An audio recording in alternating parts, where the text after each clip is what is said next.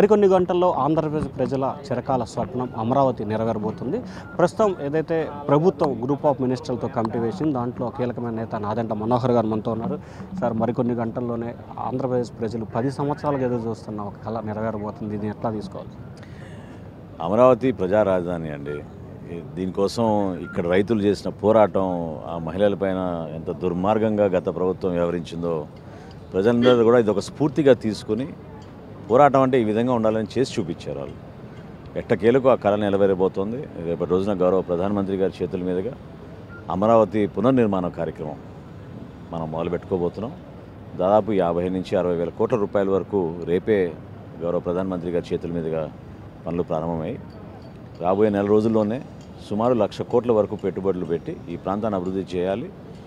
ఆంధ్రులు తెలుగువారు గర్వపడే విధంగా మన ప్రాంతానికి ఒక అద్భుతమైన రాజధాని చంద్రబాబు నాయుడు గారి దూరదృష్టితోటి మనకి ఇక్కడ ఉన్న టెక్నాలజీ, నాలెడ్జ్, కెపాసిటీ ఇవన్నీ బిల్డ్ చేసుకోవడానికి ఒక అద్భుతమైన అవకాశం. గతంలో కూడా చాలా ధైర్యంగా జనసేన పార్టీ నుంచి పవన్ కళ్యాణ్ గారు ఒకే మాట అన్నారు, ఎవరేమనుకున్నా సరే ఆంధ్రప్రదేశ్కి మాత్రం అమరావతి రాజధాని. సో ఈ రాజధాని నిర్మాణం జరగాలి, అద్భుతంగా జరగాలి. సార్, మరికొన్ని గంటల్లో కార్యక్రమం జరగబోతుంది. ఏర్పాట్లు ఎంతవరకు వచ్చాయి సార్? ఏం జరుగుతుంది? దాదాపు 95% వర్క్లన్నీ పూర్తి అయిపోయినాయండి. ఇవాళ సాయంత్రం 4 మొత్తం సైట్ హ్యాండ్ ఓవర్ చేసేస్తారు ఎస్పీజీకి. సో ఇంకా దాని తర్వాత ఎటువంటి వర్క్ ఇక్కడ ఉండదు, ఎవరు ఉండరు. సో కంప్లీట్గా భద్రతాపరంగా కానివ్వండి, వెన్యూ దగ్గర, డయాస్ దగ్గర, అదేవిధంగా ఏదైతే ఆ పైలాన్ నిర్మాణం చేస్తున్నామో అవన్నీ కూడా సాయంత్రం 4 పూర్తి అయిపోయి దూర ప్రాంతాల నుంచి వస్తున్న వారికి కూడా ఎక్కడ కూడా లోటు లేకుండా అన్ని విధాలుగా ఏర్పాట్లన్నీ పర్యవేక్షించుకుంటున్నాం. పోలీస్ సిబ్బంది కూడా చాలా అద్భుతంగా రాత్రింబవళ్ళు పనిచేస్తున్నారు. దాదాపు 15 రోజుల నుంచి లోతుగా వాళ్ళు అవగాహన తెచ్చుకొని ఎక్కడ కూడా ఎటువంటి ఇబ్బంది కలగకుండా ఉండాలనే ప్రయత్నం చేస్తున్నాం. పార్కింగ్లో నిన్న పడిన వర్షం వలన కొంచెం అక్కడక్కడ ఇబ్బంది అయితే అది కూడా సరి చేస్తున్నాం. వాతావరణం కూడా అనుకూలంగా మారింది, అంత వేడిగా లేదు. కాబట్టి ఈ సభ మనందరం గర్వపడే విధంగా, ప్రతి ఒక్కరు కూడా పాల్గొనే విధంగా, ఇది ఒక బాధ్యతగా మనం పాల్గొనాలి. ఎందుకంటే ప్రధానమంత్రి గారు ఎక్కడ కూడా నేను అనుకోవడం రాజధాని నిర్మాణం కోసం రెండోసారి రావడం అనేది మనం ఎక్కడ చూడలేదు. కానీ మరొకసారి వచ్చి మనల్ని ఆయన నేను మీతో ఉన్నాననే మెసేజ్ ఇవ్వడానికి వస్తున్నారు. దాన్ని మనం గర్వపడి ఒక బాధ్యతగా మనందరం కూడా పాల్గొనాలని అందరినీ ఆహ్వానిస్తున్నాం. సార్, వైసీపీ నేత మాట్లాడుతూ రాజధాని పేరుతో ప్రజలు బాగుపడలేదు, కూటమి నేతలే బాగుపడుతున్నారని చెప్పి అంటున్నారు. ఇది పనికిమాలిన రాజకీయాలు. ఇటువంటి మాటలు చేయడం కరెక్ట్ కాదు.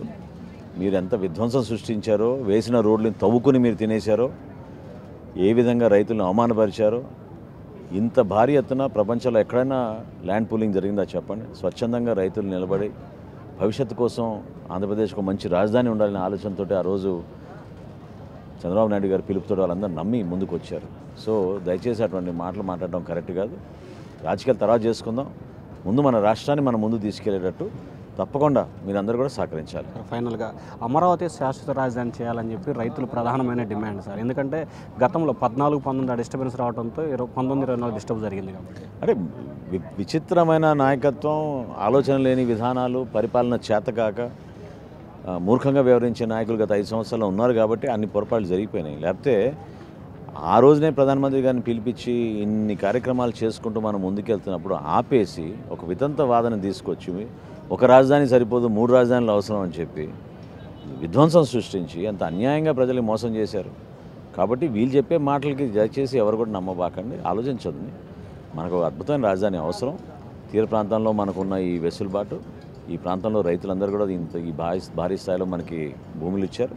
ఖచ్చితంగా ఇక్కడ ఒక మంచి రాజధాని నిర్మాణం చేసుకుని ఈ ప్రాంతాన్ని మనం ఒక రోల్ మోడల్గా షోకేస్ చేసుకునే విధంగా మనం తీర్చిదిద్దితే పెట్టుబడులు కూడా మనకి ఎక్కువగా వచ్చే అవకాశం ఉంటుంది. తప్పకుండా దాన్ని మనం ఉపయోగించుకుంటాం. రాజధాని విషయంలో వైసీపీ స్టాండ్ మార్చుకునే ఆలోచన ఉందా సార్? మీకున్న రాజకీయ ఎక్స్పీరియన్స్.